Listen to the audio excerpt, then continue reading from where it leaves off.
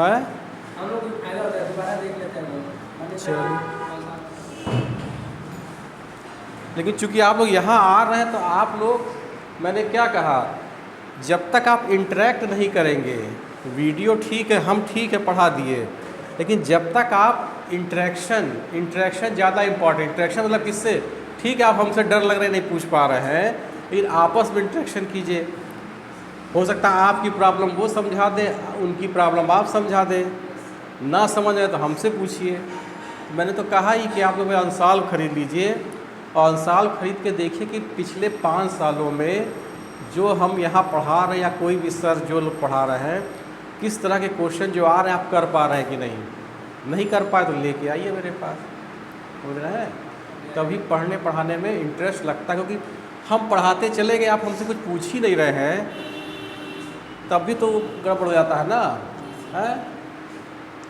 मज़ा तभी आता है जब आप लोग हमसे क्वेश्चन करें, पूछें, है, लगता है कि आप अपना इंटरेस्ट शो कर रहे हैं। तो हम लोग क्या पढ़ रहे थे? हम लोग पढ़ रहे थे फर्स्ट लॉ ऑफ थर्मोडायनेमिक्स। तो फर्स्ट लॉ ऑफ थर्मोडायनेमिक्स क्या कहता है?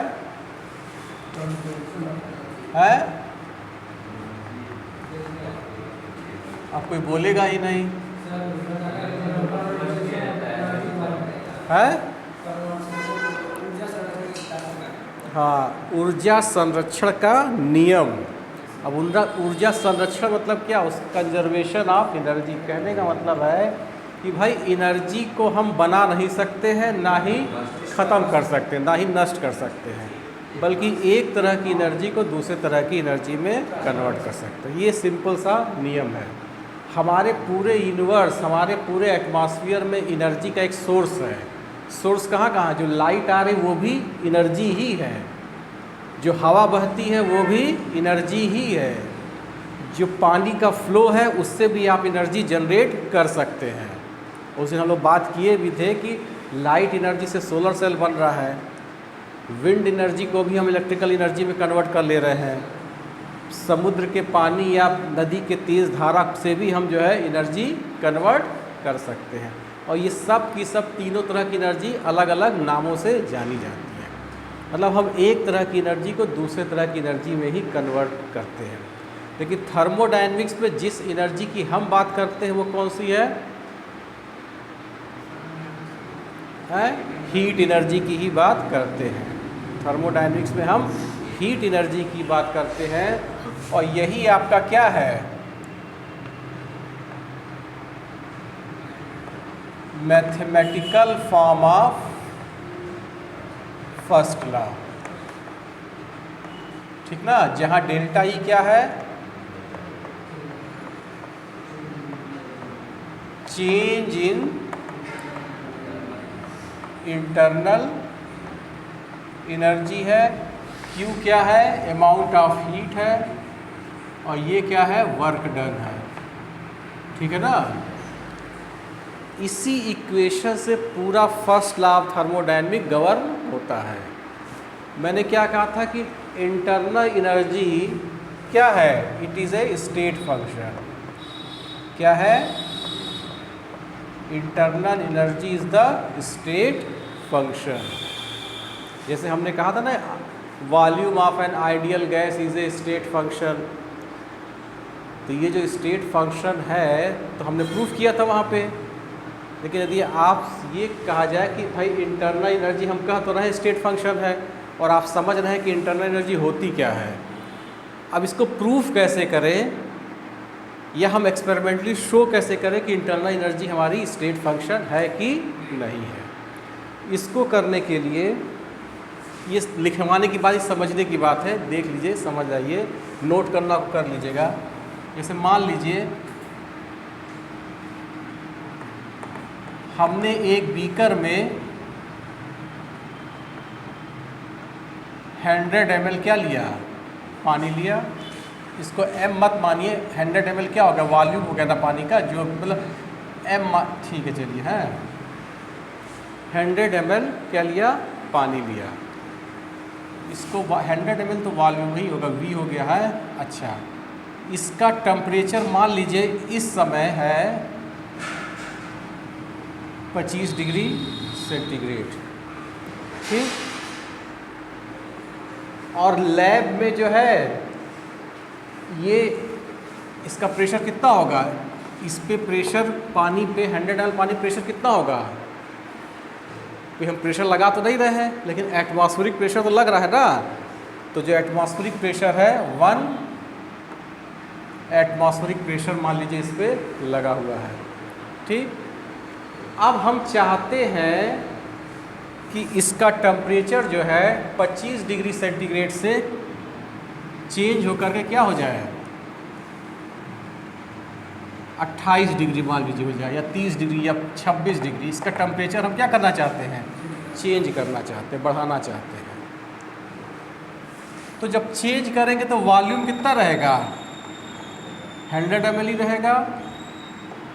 T2 हमने चेंज करके मान लीजिए कर लिया 30 डिग्री सेंटीग्रेड करना चाह रहा है, और प्रेशर भी उस समय क्या रहेगा, 1 एटमॉस्फेरिक प्रेशर रहेगा।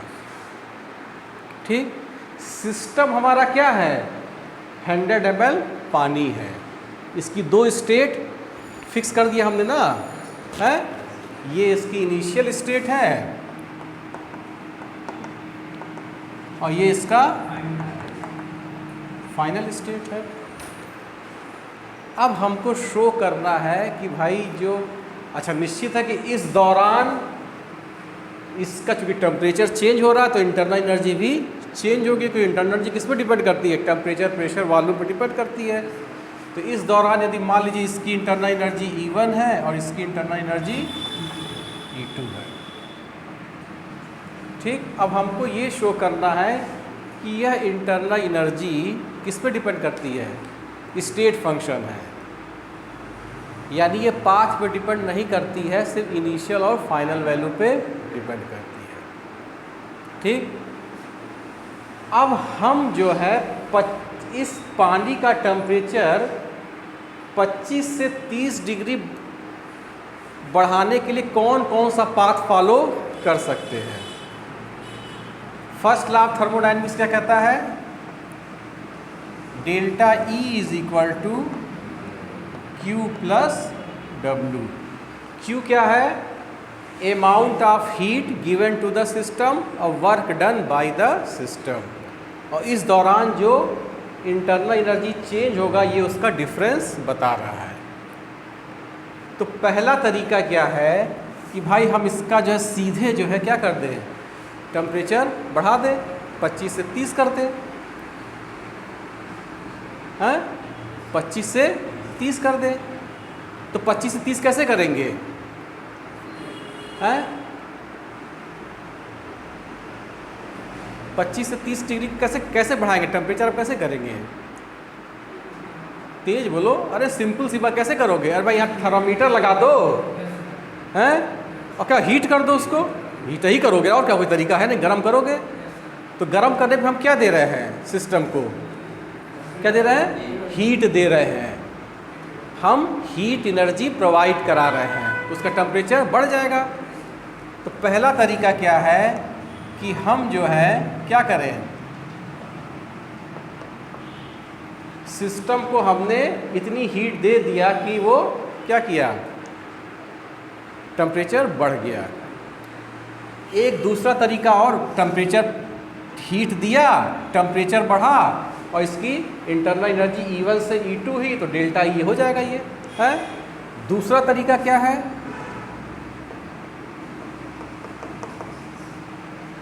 कि अब हम हीट ना दें, हीट ना दें लेकिन टेम्परेचर बढ़ जाए, कैसे बढ़ेगा, हैं प्रेशर कहाँ, प्रेशर से बढ़ेगा, कभी मथे हैं दही वही, हैं मथते हैं तो गर्म हो जाता है, हैं यानी लिक्विड को जो आप जितना तेज़ी से घुमाएंगे, कभी घर पे जाके देखिएगा, बाल्टी में पानी रखिएगा और हाथ से तेज़ी से घुमाइए, हाथ रखे तो गरम गरम लगेगा, है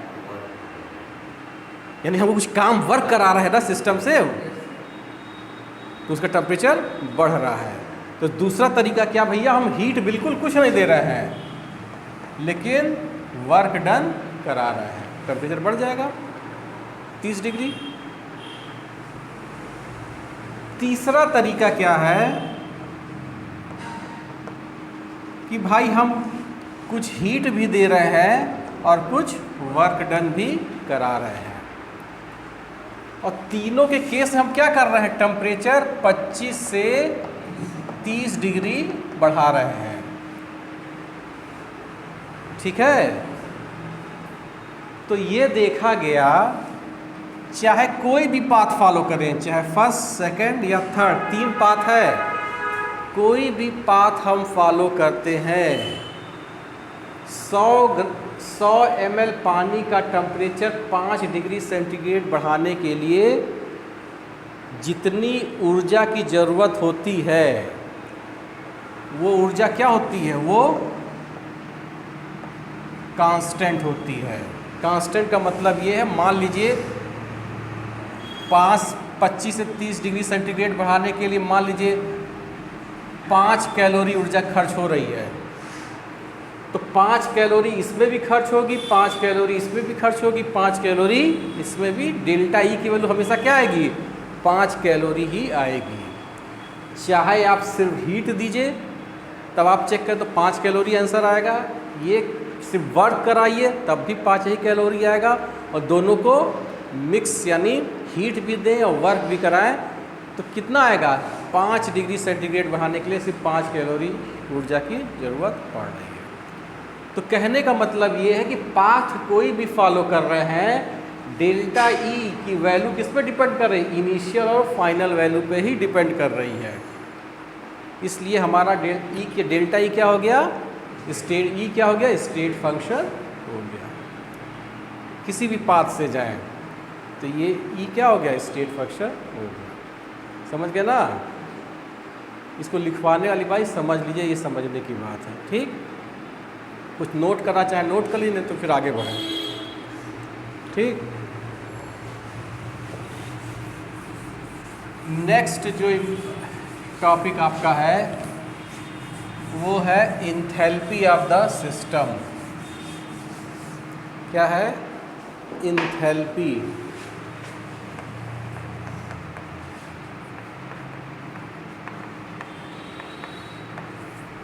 इंथैल्पी ऑफ द सिस्टम है। इसको समझने के लिए जैसे मान लीजिए कोई एक सिस्टम है, उसका स्टेट ए है और दूसरा स्टेट क्या है, बी है। ठीक, यहाँ पे इंटरनल एनर्जी ई ए है, यहाँ पे इंटरनल एनर्जी ई बी है, यहाँ पे वॉल्यूम वी ए है, यहाँ पे वॉल्यूम वी बी है। ठीक, अब देखिए, late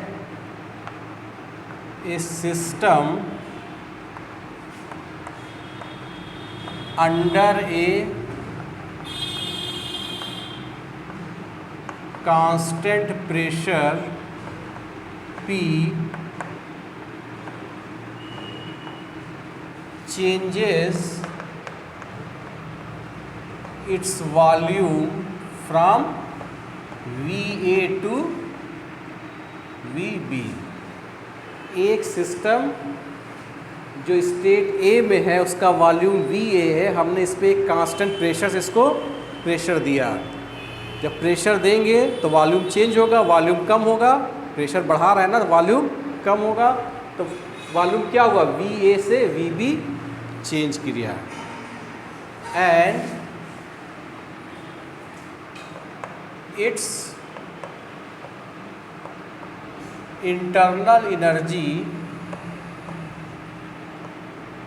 changes EA to EB। ठीक है, नाउ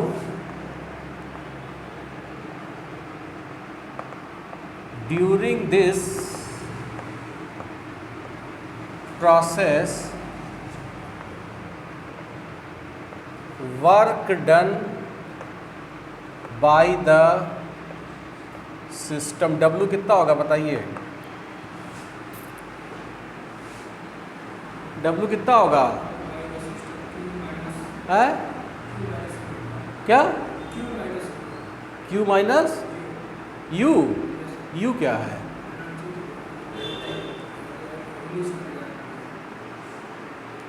U नहीं E लिखिए, अभी तो E हम बता रहे हैं ना, तो Q माइनस U कहाँ होगी? हमने वर्क डन क्या बताया था? हैं? हैं? तेज बोल क्या? वो वर्क डन होगा, वो तो होगा ही, फर्स्ट लॉ अप्लाई करेंगे तब होगा। लेकिन यदि हम किसी सिस्टम पे P प्रेशर लगा रहे हैं, उसका वॉल्यूम चेंज हो रहा है, तो वर्क डन कैसे निकालते हैं? P डेल्टा V, दादा बताए थे ना वर्क डन क्या? वर्क डन क्या होगा? P delta V। चूंकि क्या कह रहे हैं? Work done by the system, तो बाय द सिस्टम मतलब ये माइनस हो जाएगा, ठीक? तो W इज इक्वल टू हो जाएगा माइनस P डेल्टा V की वैल्यू कितनी हो जाएगी? हैं? डेल्टा V हमेशा फाइनल माइनस इनिशियल होता है, ये जान लीजिए। तो VB माइनस, ये सब ध्यान रखिए, VB minus VA, equation number 1, ठीक? अब हम इस प्रोसेस में क्या करेंगे? First law of thermodynamics apply करेंगे। Now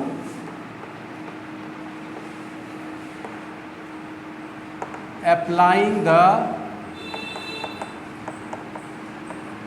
first law of thermodynamics. तो फर्स्ट लॉ ऑफ थर्मोडायनेमिक्स क्या कहता है? Delta E is equal to Q plus W, यही है ना? हैं? डेल्टा E क्या हो जाएगा बताइए? हैं? EB minus EA, EB minus EA, Q minus W कितना हो जाएगा? Minus P VB minus VA। अब हम यहाँ लिख सकते हैं क्या? Q is equal to EB minus EA plus P VB minus VA, या Q इज इक्वल टू हम लिख सकते हैं क्या? EB प्लस PVB, हो गया ना? माइनस EA प्लस P हो जाएगा ना? ये इक्वेशन नंबर 2 हो गया। अब इस इक्वेशन नंबर 2 में हमारे पास एक नई क्वांटिटी आ गई क्या? This. Now in this equation 2 E plus PV, E plus PV मतलब जनरल फॉर्म में E plus PV is equal to H represents the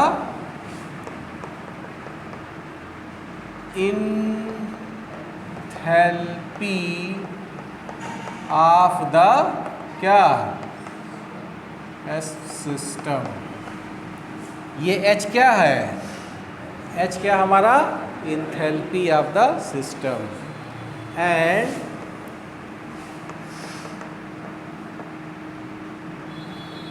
enthalpy of the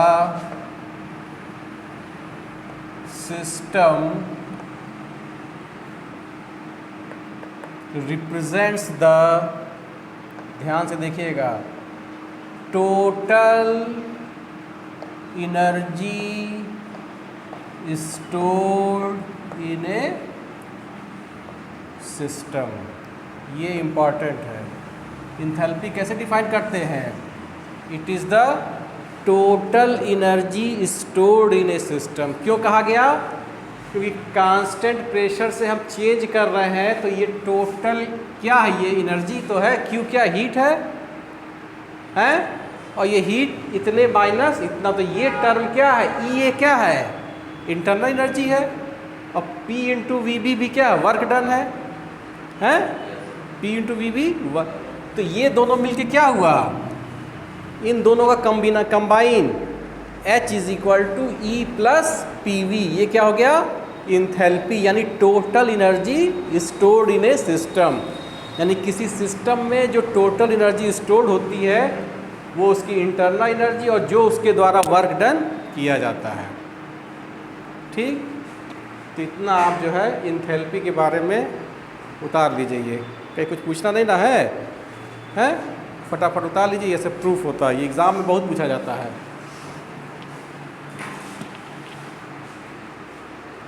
spelling वगैरह नहीं समझ आएगी पूछ लीजिएगा।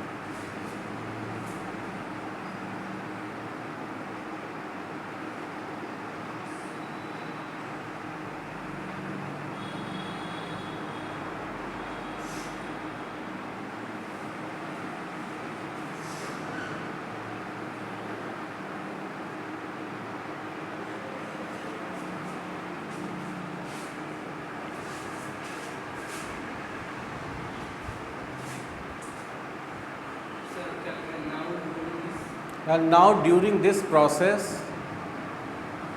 work done by the system W is equal to minus P delta V.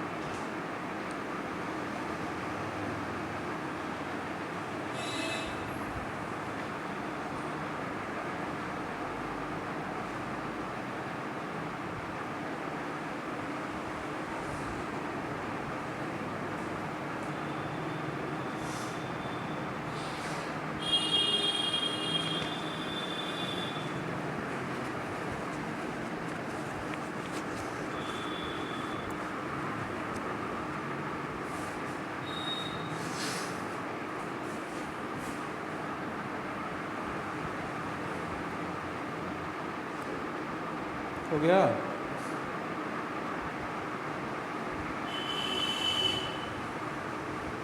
लिखिए।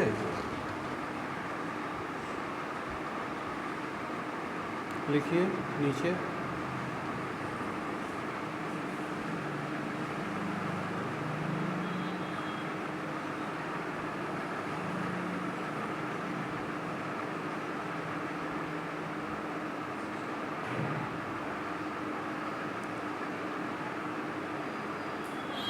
लिखिए नेक्स्ट लाइन से, enthalpy of the system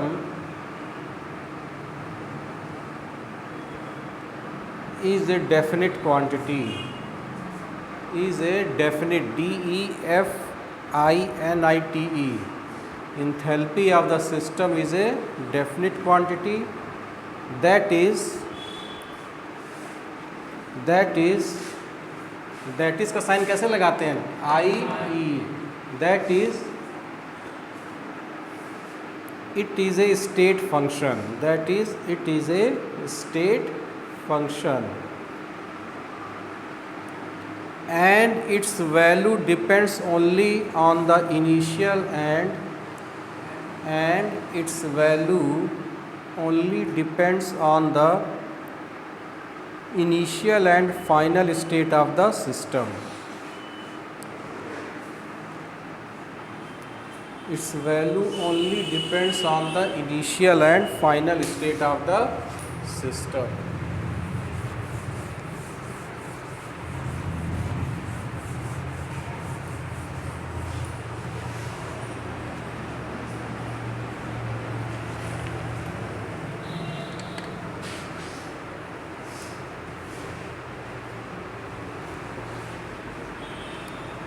Example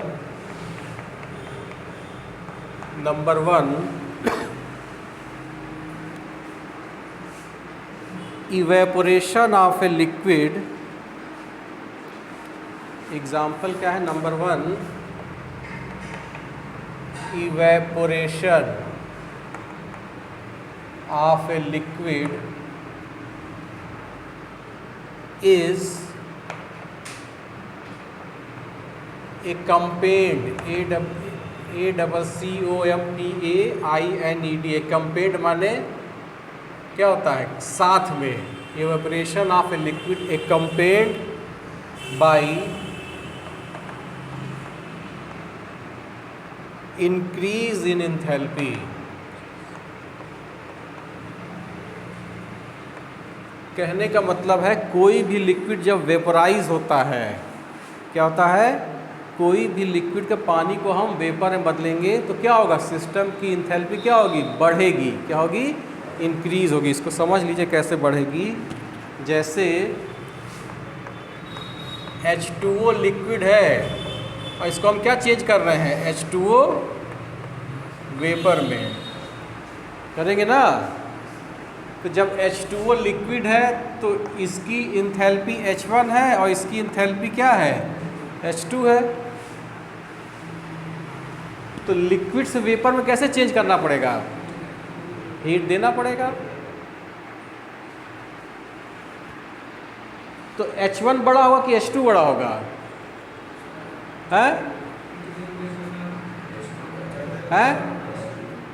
H2 हमारा क्या होगा? बड़ा होगा. तो डेल्टा H की वैल्यू क्या हो जाएगी? डेल्टा H बराबर H2 माइनस H1. तो यानी डेल्टा H H2 बड़ा है तो ये पॉजिटिव होगा निगेटिव होगा? ये पॉजिटिव होगा. और वाटर के केस में डेल्टा H की वैल्यू आती है पॉजिटिव 43.93 किलो जूल. ठीक है. डेल्टा H वाटर के लिए कितनी आती है? यहाँ लिख लीजिए सिंस H2 इज़ क्या है? H2 is greater than H1. ठीक, उतार लीजिए इसको. इसी number 2, number 2,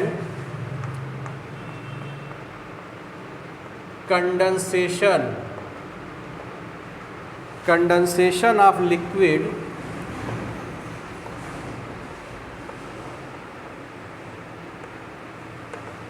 accompanied by decrease in enthalpy।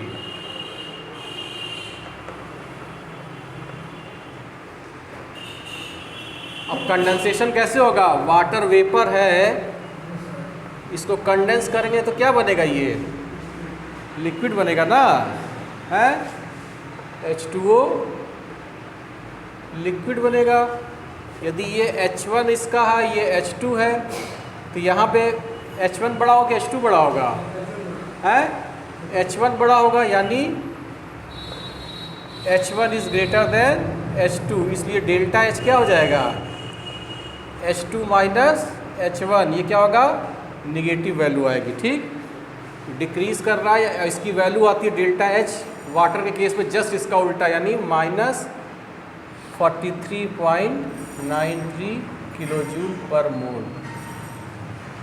तो ये दो क्या हो गए आपके एग्जाम्पल हो गए इंथैल्पी के।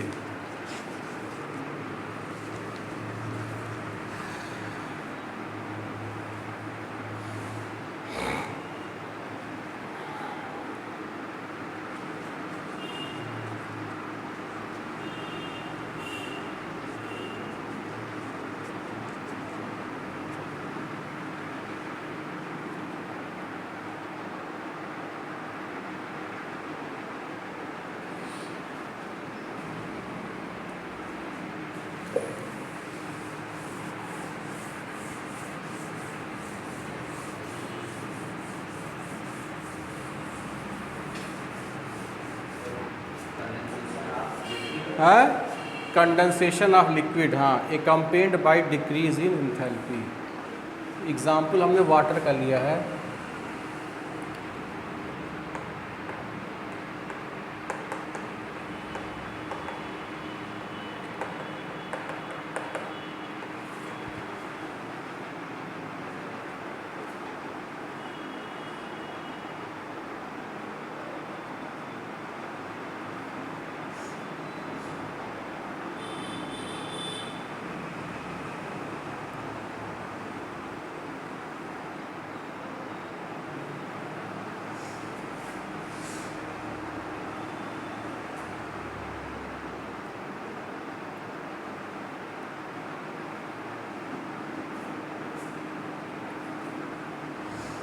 उतार लिए वो।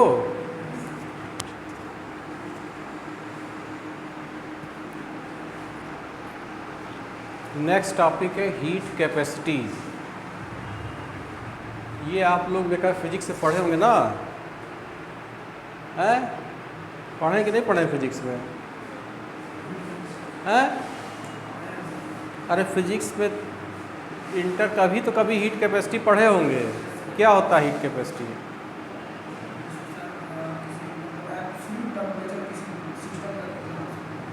एब्सोल्यूट का होता हो। एब्सोल्यूट टेम्परेचर क्या होता है बताइए, वैल्यू बताइए, एब्सोल्यूट टेम्परेचर की वैल्यू कितनी है?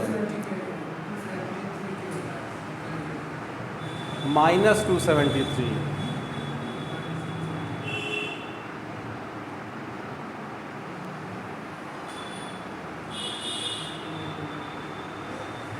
तो एब्सोल्यूट की तो कोई बात है नहीं हीट कैपेसिटी का। हीट कैपेसिटी का रिलेशन एब्सोल्यूट टेम्परेचर से मतलब तो है नहीं फिलहाल। अब आप कुछ लाइन में आए तो अब एब्सोल्यूट काहे कह दिए? हमने बात किया था, हम लोग डिस्कस किए थे कि भाई थर्मोडायनेमिक्स में हमको क्या स्टडी करनी है? Heat energy. क्या करनी है? Heat energy. सिस्टम को हीट देंगे या सिस्टम से हीट लेंगे। क्यू अमाउंट ऑफ हीट देंगे और क्यू अमाउंट ऑफ हीट या तो लेंगे। और जिस दौरान जब क्यू अमाउंट ऑफ हीट देंगे तो सिस्टम क्या करेगा? वर्क करेगा। और जब वर्क करेगा तो उसकी इंटरनल एनर्जी चेंज होगी। इसी तरीके से जब क्यू अमाउंट ऑफ हीट लेंगे तो सिस्टम पर वर्क होगा और उस दौरान भी डेल्टा ई जो है उसका चेंज होगा। तीन चीज़ इम्पॉर्टेंट थी, इंटरनल एनर्जी, क्यू और डब्ल्यू। पूरा फर्स्ट लॉ ऑफ थर्मोडायनेमिक्स इन्हीं 3 क्वांटिटी पे बेस होता है। अब सिस्टम को जब हम हीट एनर्जी दे रहे हैं तो टेम्परेचर ही तो बढ़ा रहे हैं, टेम्परेचर ही बढ़ा रहे हैं। तो एक टर्म दिया गया हीट कैपेसिटी, इसको इस तरीके से डिफाइन किया गया, किसी भी सिस्टम का टेम्परेचर 1 डिग्री सेंटीग्रेड बढ़ाने के लिए, किसी भी सिस्टम का टेम्परेचर 1 डिग्री सेंटीग्रेड बढ़ाने के लिए जितने अमाउंट ऑफ हीट की ज़रूरत होती है वही उस सिस्टम की क्या होती है, हीट कैपेसिटी। सिंपल सा, ठीक है। किसी भी सिस्टम का टेम्परेचर 1 डिग्री सेंटीग्रेड बढ़ाने के लिए जितने अमाउंट ऑफ हीट की ज़रूरत होती है वही उसकी हीट कैपेसिटी कहलाती है। यानी 1 ग्राम सेंटीग्रेड टेम्परेचर बढ़ाने के लिए जो हीट कैपेसिटी होगी, ये क्यू क्या है, ये क्यू क्या है, सिस्टम का टेम्परेचर 1 डिग्री सेंटीग्रेड हम बढ़ा रहे हैं। लेकिन हमेशा तो सिस्टम का टेम्परेचर 1 डिग्री तो बढ़ा काम करेंगे नहीं, हम और ज़्यादा भी बढ़ा सकते हैं, कम भी कर सकते हैं, बढ़ा भी सकते हैं। तो दूसरी डिफिनीशन ये दी गई कि सिस्टम का टेम्परेचर 2 टेम्परेचर के बीच, ठीक है, 2 टेम्परेचर के बीच किसी सिस्टम की हीट कैपेसिटी क्या होगी, 2 टेम्परेचर के बीच किसी सिस्टम की हीट कैपेसिटी होगी, यानी इस टेम्परेचर से इस टेम्परेचर तक लाने में जितने अमाउंट ऑफ हीट देना पड़ा और इन दोनों का टेम्परेचर डिफरेंस। यहाँ पे T2 क्या है, ग्रेटर देन T1 है। बात वही हुई, यदि ये T2 माइनस T1 1 डिग्री कर दें तो यही C बराबर क्या हो जाएगा, Q के बराबर हो जाएगा, तो नॉर्मल डिफिनीशन आ जाएगी। लेकिन 2 अलग अलग टेम्परेचरों के बीच सिस्टम की हीट कैपेसिटी क्या है, T1 टेम्परेचर से T2 टेम्परेचर बढ़ाने के लिए जितने अमाउंट ऑफ हीट देनी पड़ती है डिवाइडेड बाई इन दोनों का टेम्परेचर डिफरेंस, ये सिस्टम की हीट कैपेसिटी कहलाएगी। ठीक। अब यदि सिस्टम हमारा क्या है, यदि सिस्टम हमारा क्या है, 1 ग्राम है, क्या है, 1 ग्राम है, तो यही हीट कैपेसिटी क्या कहलाएगी, स्पेसिफिक हीट कैपेसिटी क्या कहलाएगी, क्या कहलाएगी, नाम उसका हो जाएगा स्पेसिफिक। स्पेसिफिक मतलब क्या, 1 डिग्री से, मतलब 1 ग्राम किसी सिस्टम का मात्रा हमने कितना लिया, 1 ग्राम। अब उस 1 ग्राम सिस्टम का टेम्परेचर 1 डिग्री बढ़ाने के लिए जितनी हीट की जरूरत पड़ेगी वो क्या कहलाएगी, उसकी स्पेसिफिक हीट कैपेसिटी कहलाएगी। यदि हमारा सिस्टम, अभी हम लिखवा देंगे, 1 मोल लेते हैं तो क्या कहलाएगा, मोलर हीट कैपेसिटी क्या कहलाएगी, ये मोलर हीट कैपेसिटी कहलाएगी। ठीक है, 1 मोल बने, समझ रहे हैं ना क्या होता है 1 मोल बने,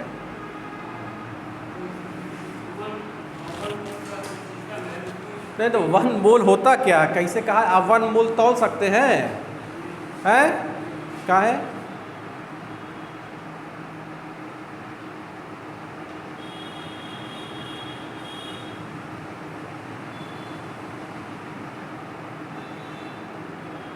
यदि हम कहें आपको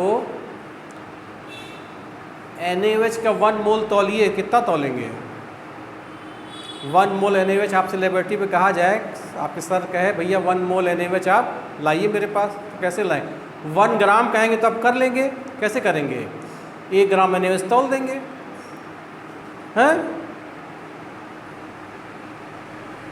तो 1 मोल कैसे करेंगे,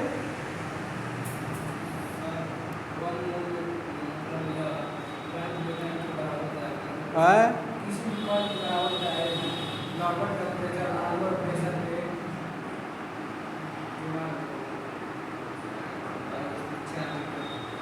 मोल, एक मोल किसके बराबर होता है? नॉर्मल टेम्परेचर के बराबर होता है जैसे यार भाई, नॉर्मल टेम्परेचर क्या होता है? नॉर्मल टेम्परेचर और नॉर्मल प्रेशर दूसरी चीज़ हो जाएगी ना। हम 1 मोल की बात कर रहे हैं। NaOH लैब में कहा जाए या 1 मोल NaOH, 1 मोल NaCl, 1 मोल कॉपर सल्फेट, तो पहले तो 1 मोल होता क्या है ये बताइए। फार्मूला याद है? 1 मोल बराबर है 1 मोल बराबर अणुभार। हाँ, भार बटे, अब हम हिंदी तो लिख नहीं पाएंगे, अणुभार, वेट अपॉन मॉलिक्यूलर वेट। यदि एटम में ले रहे हैं तो क्या होगा? वेट अपॉन एटॉमिक वेट हो जाएगा, है? Weight upon molecular weight. अब बताइए 1 मोल के लिए NaOH कितना तोलेंगे इस फार्मूले से बताइए, हैं? अब आपसे कहा जाए भैया 1 मोल NaOH कैसे तोलेंगे, हैं? करके बताओ बेटा। हम तुमसे क्या क्वेश्चन समझ रहे हो ना? हमने क्या कर लैब में आपसे मैंने कहा कि भैया 1 मोल NaOH हमारे पास लेके आइए, तो 1 ग्राम लेके आएंगे या कोई और वैल्यू कल करके लाएंगे?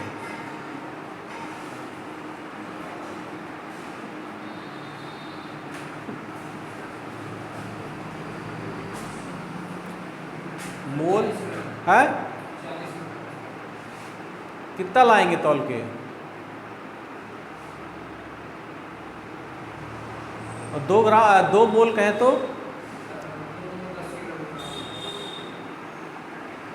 समझे ये कैसे बता रहे हैं? कैसे समझे बताइए, हैं? तो डिवाइड कर दिए, डिवाइड करेंगे तो क्या होगा? 1 40 आ जाएगा ना। तो वेट कहाँ गया?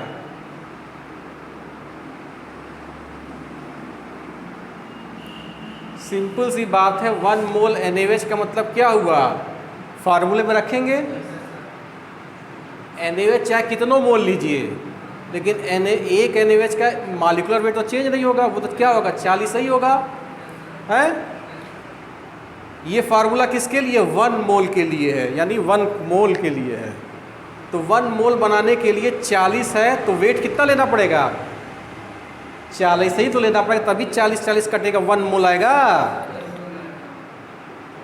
तो 1 मोल NaOH तौलने के लिए आप कितना तौलेंगे? 40 ग्राम NaOH तौलेंगे। अब इसको 2 मोल बनाना है तो नीचे तो 40 ही रहेगा, और ऊपर क्या हो जाएगा? तभी तो 2 होगा। आधा मोल करना उसी तरह कर ला लिए, बस यही है और क्या। इतना देख कर रहे हैं टुकुर टुकुर, कोई बहुत बड़ी चीज़ हम बता दिए क्या कि समझने की कोशिश कर रहे हैं? यही तो आप दिमाग पे भार आ गया, अरे सर क्या बता रहे हैं, कुछ है थोड़ी ना। फार्मूला पता हो तो सीधे आ जाएगा, है? यदि हम पूछे कि 1 मोल NaOH में कितने नंबर ऑफ NaOH होंगे, कितने NaOH के मॉलिक्यूल होंगे, तो क्या जवाब होगा? अरे भाई आप तो 1 मोल NaOH तौल लिया 80 ग्राम। अब हम कहें कि उस 80 ग्राम NaOH में एक के जो है वो नहीं ना होगा NaOH का मॉलिक्यूल, बहुत सारे होंगे, तो कितने होंगे? हैं?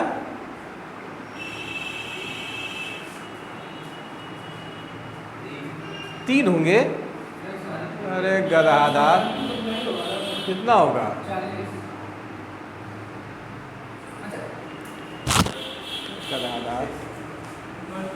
6 होगा, 10 होगा, 12 होगा। आप 1 कप पानी लीजिए और 1 आधा कप पानी लीजिए, पनिया तो दोनों में है, एक में 1 कप, एक में आधा कप है। पानी दोनों में तो H2O मॉलिक्यूल दोनों में होंगे ना, तो हम कहें कि 1 कप पानी में H2O मॉलिक्यूल की संख्या ज़्यादा होगी कि आधा कप पानी में, किस में ज़्यादा होगी? 1 कप पानी में ज़्यादा होगी क्योंकि ज़्यादा है। लेकिन हम वही क्वेश्चन अब इस तरीके से पूछ रहे हैं कि 1 मोल पानी या 1 मोल NaOH या 1 मोल कॉपर सल्फेट में कितने नंबर ऑफ मॉलिक्यूल होंगे। यदि 1 मोल पानी की बात कर रहे हैं तो 1 मोल पानी में कितने नंबर ऑफ H2O मॉलिक्यूल होंगे। 1 मोल NaOH की बात कर रहे हैं तो 1 मोल NaOH में कितने नंबर ऑफ NaOH होंगे, कितने होते हैं पता है? अब यहाँ पे ना एक ही होगा, अब आ रहे हैं। हाँ 7 नहीं, जो मन चाहे बोल देंगे। 23 एवोगैड्रो नंबर के बराबर होता है। गदहादास क्या होता है? एवोगैड्रो नंबर के बराबर होता है। और एवोगैड्रो नंबर की वैल्यू क्या? 1 मोल 1 मोल इक्वल टू कितना होता है? एवोगैड्रो नंबर यानी 6.023 × 10⁻23। ये क्या है? ये दिखाता है नंबर। क्या दिखाता है? नंबर। तो 1 मोल किसी का भी लीजिए, उसमें नंबर ऑफ मॉलिक्यूल कितने होंगे? 10⁻23 मॉलिक्यूल होंगे। तो ये सब छोटी छोटी चीज़ें हैं, आप लोग पता नहीं रहता। अब जब बता रहे हैं तो लग रहा कितनी बड़ी बात कर रहा है, कुछ है थोड़ी ना है?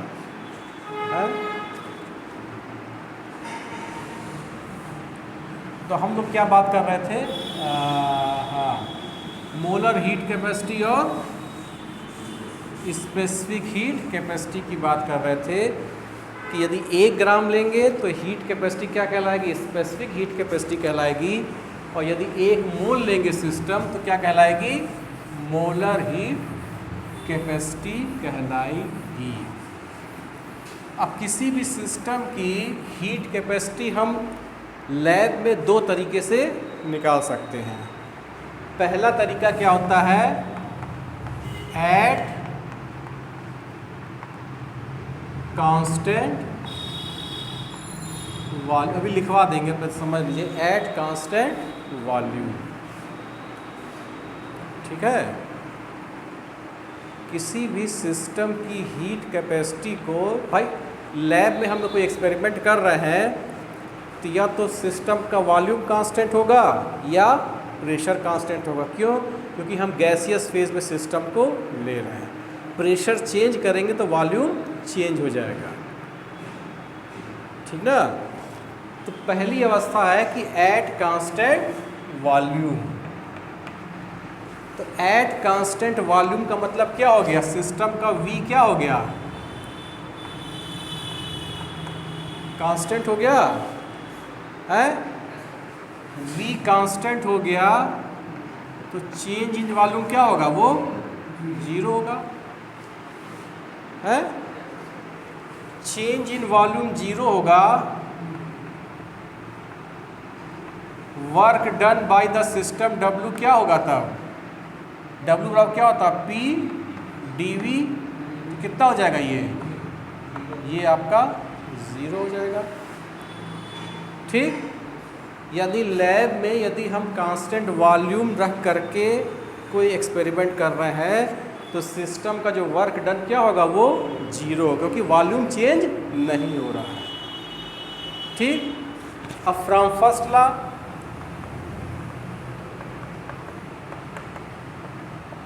फर्स्ट लॉ क्या कहता है?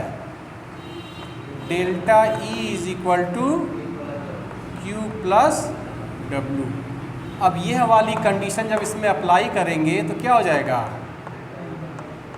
डेल्टा E बराबर Q प्लस 0, यानी Q is equal to delta E। ठीक है? अब हीट कैपेसिटी का फार्मूला क्या है? Now we know heat capacity का फार्मूला क्या है? Q upon T2 minus T1 ही तो है? अब चूंकि ये हम किस पे निकाल रहे हैं? कांस्टेंट वॉल्यूम पे निकाल रहे हैं, तो इसको हम रिप्रेजेंट करते हैं किससे? CV से रिप्रेजेंट करते हैं। ठीक, ये इक्वेशन 2 बना लीजिए। Q की जगह हम क्या रखेंगे यहाँ पे?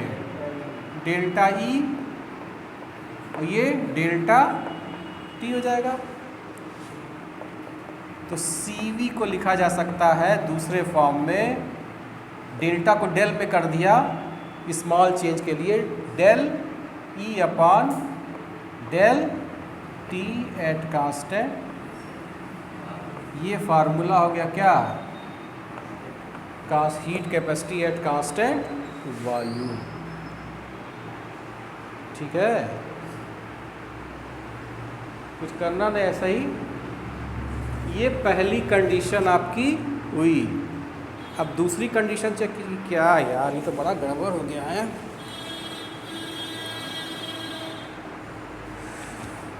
टाइम बताओ कितना हो रहा है? 5 मिनट अभी और है।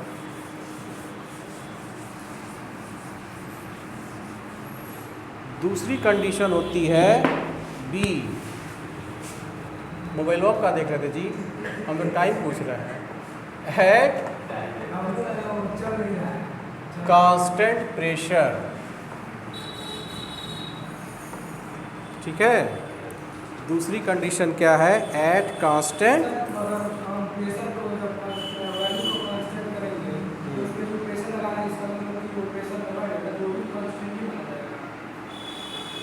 क्या? अरे यार, हाई समझा, ऐसा समझा, हाई आपका सिस्टम है, गैस भरी हुई है, ये पिस्टन है? रुको बतिया मेरी। कंडीशन क्या है? वॉल्यूम हमारा क्या होना चाहिए? कांस्टेंट हो। माने ऊपर से हम कितनों प्रेशर लगाएं वॉल्यूम चेंज ना हो, पिस्टन अपनी जगह से हिलबे ना करे। माने गैस में कोई प्रेशर हम नहीं दे रहे, तो बस बात खत्म।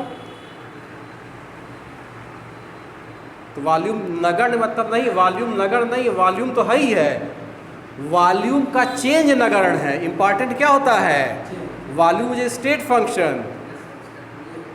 थर्मोडायनेमिक्स में V ज़्यादा इंपॉर्टेंट नहीं है, dV इंपॉर्टेंट है।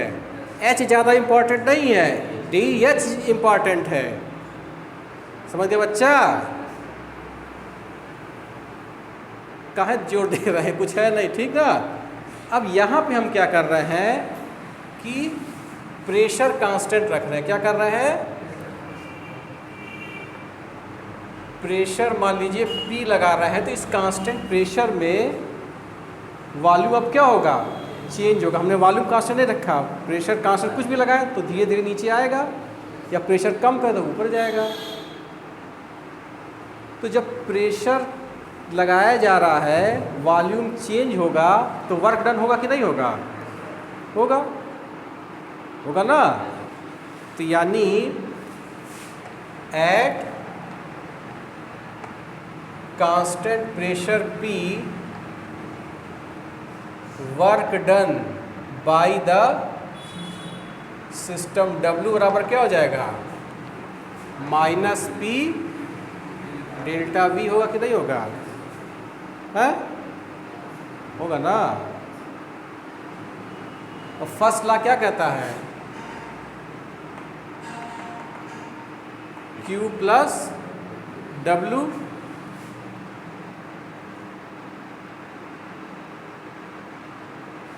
तो डेल्टा E बराबर क्या हो जाएगा? Q minus P delta V, या Q is equal to delta E plus P delta V। हो गया? हो गया ना? अब ये कुछ बता रहा आपको? ये कोई फार्मूला बता रहा है? हाँ, इंथैल्पी। लेकिन अब यहाँ चूंकि डेल्टा लग गया तो ये इंथैल्पी ना होकर क्या हो गया? डेल्टा H हो गया। हो गया? तो इस केस में हीट कैपेसिटी कैसे रिप्रेजेंट होगी? C, चूँकि कांस्टेंट प्रेशर पर ले रहे हैं, P, फार्मूला क्या है, Q upon T2 minus T1। Q की वैल्यू आपने कितना निकाल लिया, डेल्टा H डेल्टा T। तो Cp डेफिनेट चेंज के लिए डेल्टा को क्या करेंगे, del H upon del T at constant.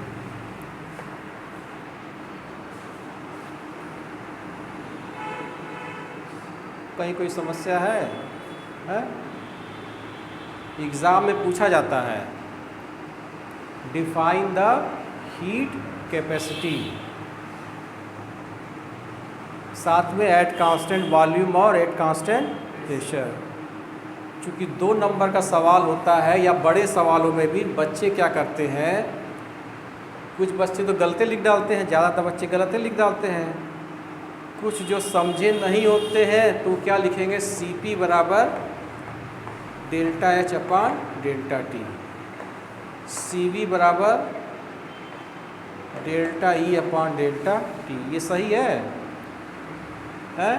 क्यों है? तो स्टेट फंक्शन तो है ही, क्या रिप्रेजेंट करेंगे, है तो ऐसे ही। ब्रैकेट में नहीं कहना पड़ेगा, थर्मोडायनेमिक्स में ये कंडीशन दिखाना जरूरी है।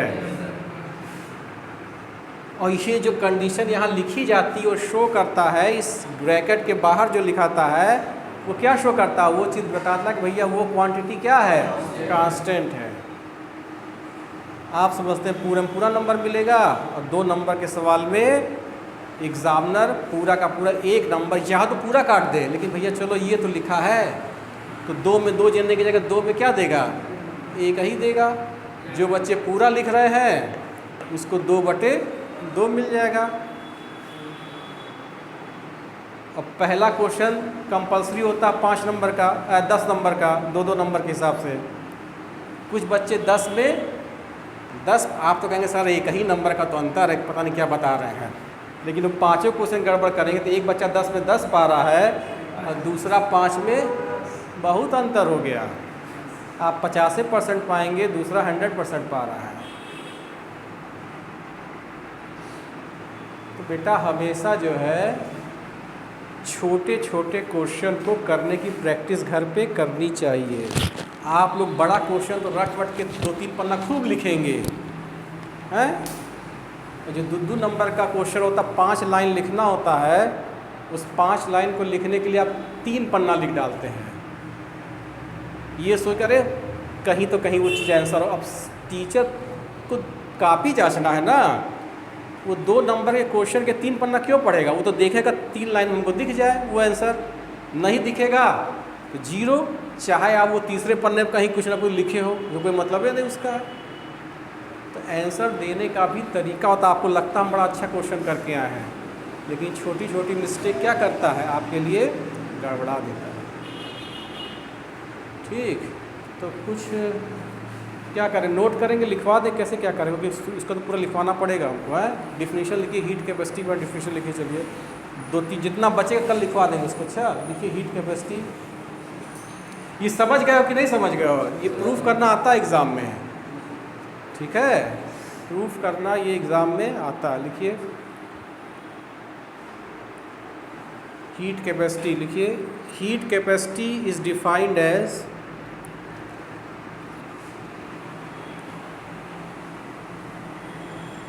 the amount of heat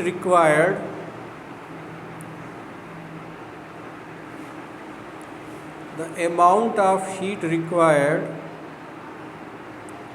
to raise the temperature of the substance, to raise R-A-I-S-E, raise the temperature of the substance by 1 degree centigrade, by 1 degree, 1 degree ऐसे लिखिएगा, 1 डिग्री सेंटीग्रेड। नीचे OR करके लिखिए, OR heat capacity of A system, heat capacity of A system between 2 temperatures between two temperatures, bracket में लिख लिए T1 and T2,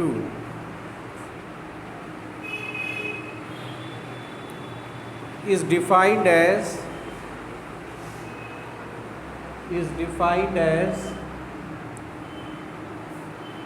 the quantity of heat required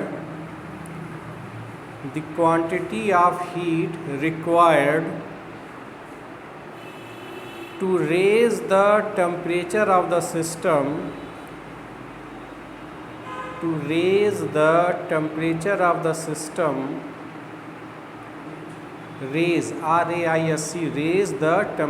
of the system from the lower to the higher temperature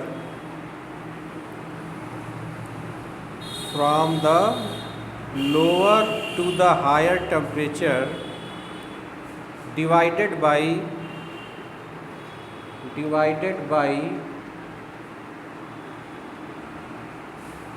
temperature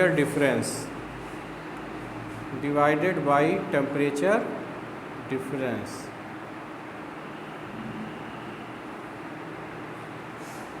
ठीक है, फिर नीचे लिखिए heat capacity C T2 T1 is equal to Q upon T2 minus, equation number 1 बना लीजिएगा। Here T2 is greater than T1।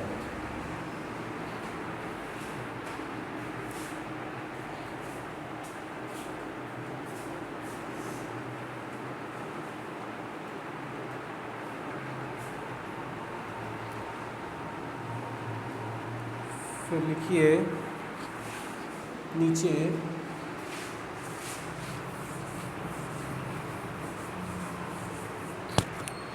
Arrow बनाइए number 1, if amount of substance is 1 gram, then heat capacity is called as specific heat capacity of the system.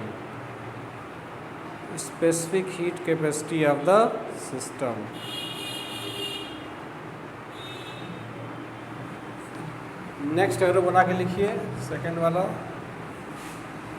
If amount of substance is 1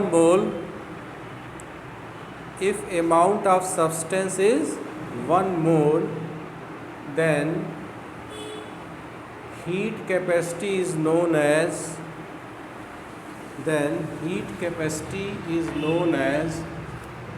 molar heat capacity of the system.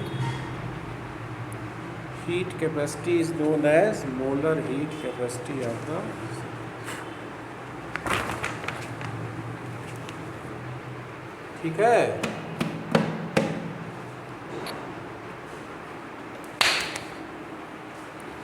और किसी कोई problem है बताइए। हैं, यही तो problem है, सबसे बड़ी प्रॉब्लम यही है। कि कोई प्रॉब्लम है नहीं है, तो समझ तो गए आप, देखिए हंस रहे हैं। सबसे बड़ी समस्या यही है कि कोई समस्या है ही नहीं। और इस ज़माने में ऐसा क्या कौन है जिसके पास समस्या ही नहीं है? एक आप ही लोग मिलते हैं, हमारे स्टूडेंट लोग, जिनके पास जब पूछा जाता क्लास में कोई समस्या तो कहते हैं नहीं समस्या है। कोई समस्या नहीं है जीवन में, समस्या है, हमारी समस्या आगे। लेकिन जब कहा जाता पढ़ाई में कोई समस्या है, कोई प्रॉब्लम नहीं सर, तो ये हम कैसे मान लें हैं? तो धन्यवाद आप लोग का। कल हम इसका प्रूफ आप लोग को, किसी को समझना है प्रूफ, कोई करके लाए अच्छा है तो हम आपको कल आपको प्रूफ